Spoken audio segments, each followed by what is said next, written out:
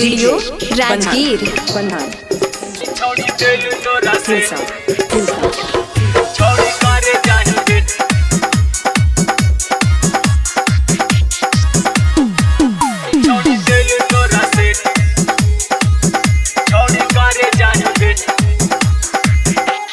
का कही छौड़ी गे तोहारो संगती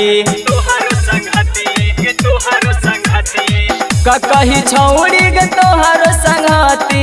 राती के सजिया पर करे उल्टा पट्टी रोज खोजे लाऊ हमारा से तेल। अरे का हम बताइयो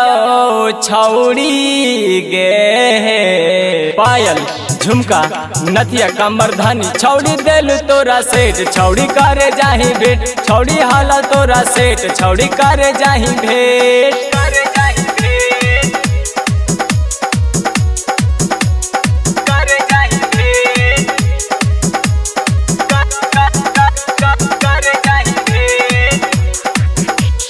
डीजे बंधन करे जाही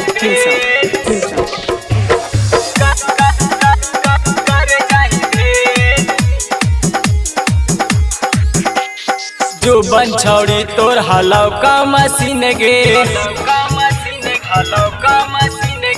देखते छौड़ी हमके आगे लो नींद गे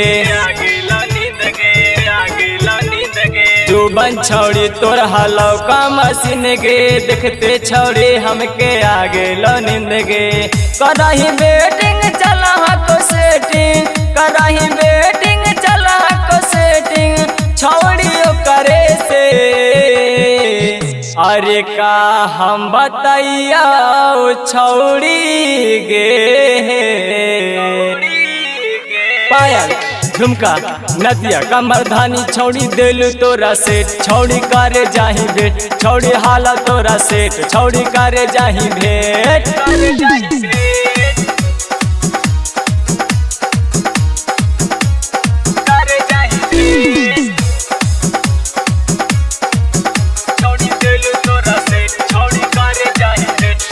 डीजे बंधन छौड़ी करे जाही हिलसा छौड़ी देलू तोरा सेठ छौड़ी करे जाही भेंट छौड़ी देलू तोरा सेठ छौड़ी करे जाही भेंट